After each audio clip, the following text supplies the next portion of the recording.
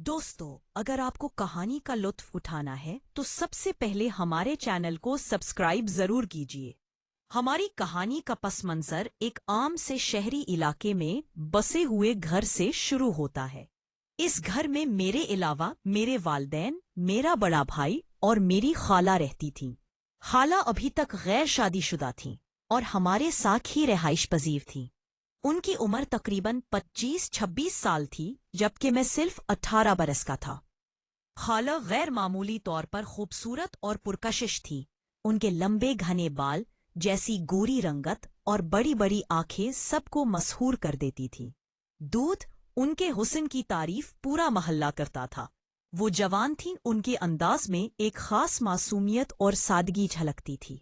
यही वजह थी कि अक्सर मैं उन्हें देखने के बहाने तलाश करता।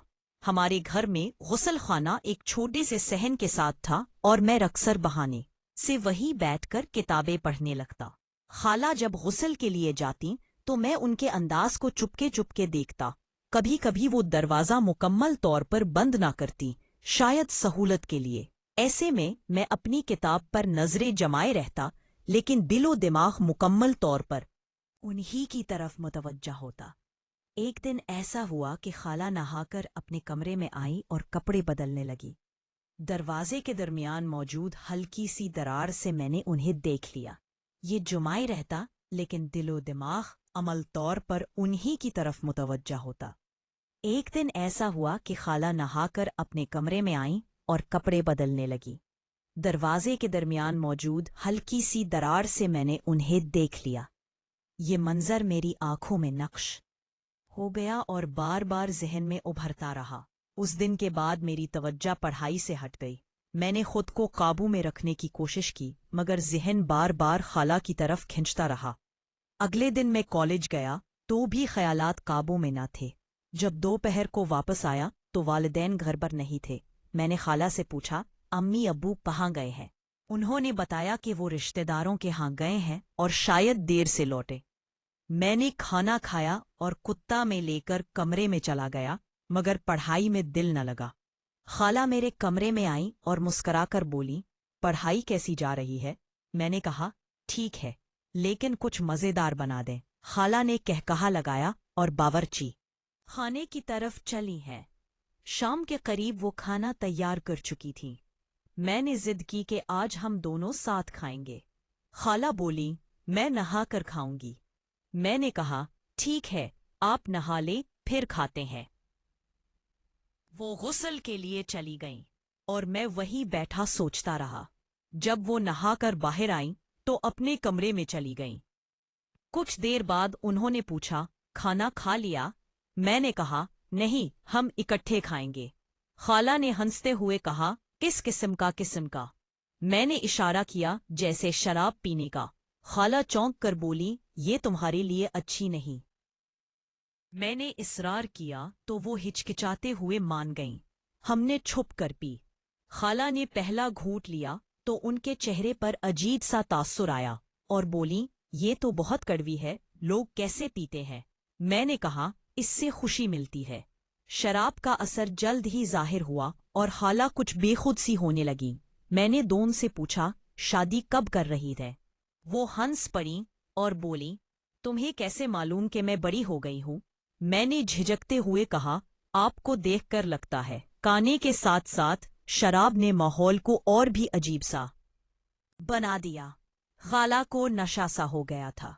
रात तकरीबन 10 बजे के करीब खाला ने कहा, आज यही कमरे में सो जाना, अगर मुझे कुछ हो गया तो तुम संभाल लेना।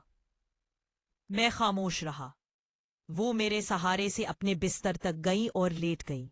मैं साथ वाली चारपाई पर आकर लेट गया। सर्दी बढ़ रही थी और कमरे में खामोशी छा गई। कुछ देर बाद मुझे लगा कि खाला सो रही है, मगर फिर उन्होंने आंखें खोल दी। एक लम्हे के लिए मैं घबरा गया, मगर वो फिर मुस्कुराकर आंखें बंद कर गई। मैं भी सो गया कि खाला सो रही है, मगर फिर उन्होंने आंखें खोल दी। एक लम्हे के लिए मैं घबरा गया, मगर वो फिर मुस्कुराकर आंखें बंद कर गईं। मैं भी सो गया। अगली सुबह जब मैं जागा तो खाला पहले ही बावर्ची खाने में खाना पका रही थी। उनके चेहरे पर ना शर्म थी ना गुस्सा, बस मुस्कुराहट थी। मैंने सोचा कि शायद उन्हें रात की कोई बात याद ही नहीं। میں حسب معمول کھانا کھا کر کالج چلا گیا، لیکن اس واقعے کے بعد میرے اور خالہ کے درمیان ایک انکہی سی تبدیلی آ گئی۔ وہ پہلے سے زیادہ مجھ سے بات کرتی تھیں، زیادہ مسکراتی تھی۔ کالج کی چھٹیاں شروع ہوئی تو میں اکثر خالہ کے کمرے میں ہی سو جاتا، کیونکہ میں ڈرپوک تھا اور اکیلے اپنے کمرے میں نہیں جاتا تھا۔ ایک رات میں جاگ رہا تھا اور موبائل پر فلم دیکھ رہا تھا۔ اچانک خالہ پانی پینے اٹھی اور مجھے دیکھ کر سخت لہجے میں بولی، یہ کیا کر رہے ہو؟ ابھی موبائل رکھو ورنہ ماں کو بتاؤں گی۔ میں نے فوراً معافی مانگی اور وعدہ کیا کہ دوبارہ ایسی حرکت نہیں کروں گا۔ وہ کچھ دیر چپ رہی، پھر بولی، ٹھیک ہے، مگر آئندہ خیال رکھنا۔ اس دن کے بعد مجھے اپنے رویے پر شرمندگی ہوئی اور میں نے خالہ سے فاصلہ رکھنے کی کوشش کی، لیکن خالہ نے کبھی رویہ نہیں بدلا۔ وہ ہمیشہ سموہ کے مطابق بات کری رہی۔ ایک دن انہوں نے مرا کر کہا، کم 60 میرے لیے بیٹے کی طرح ہو، یاد رکھو میں تمہاری خالہ ہوں اور تم میرے بھانجے، ہمارا رشتہ ہمیشہ قائم رہے گا۔ یہ سنتے ہی مجھے اپنے اندر شرمندگی محسوس ہوئی۔ میں نے دل ہی دل میں فیصلہ کیا کہ اب کبھی ایسی غلط سوچ کو جگہ نہیں دوں گا۔ کچھ ہی ہفتوں بعد والدین واپس آ گئے اور گھر کا ماحول پھر سے معمول پر آ گیا۔ میں نے اپنی پڑھائی پر دھیان دینا شروع کیا اور ابھی کارکردگی دکھائی۔ ایک دن خالہ نے مجھے ایک کتاب تحفے میں دی اور کہا، یہ تمہارے لیے ہے، پڑھائی میں مدد کرے گی۔ میں نے شکر گزاری کے ساتھ کتاب لی اور سوچا کہ واقعی خالہ ہمیشہ میرے لیے بہترین چاہتی ہے۔ اس سارے تجربے نے مجھے ایک بڑی تعلیم دی۔ میں نے سیکھا کہ خاندان کے رشتوں کی عزت کرنی چاہیے، دوسروں کے اعتماد اور وقار کو ٹھیس پہنچانی چاہیے۔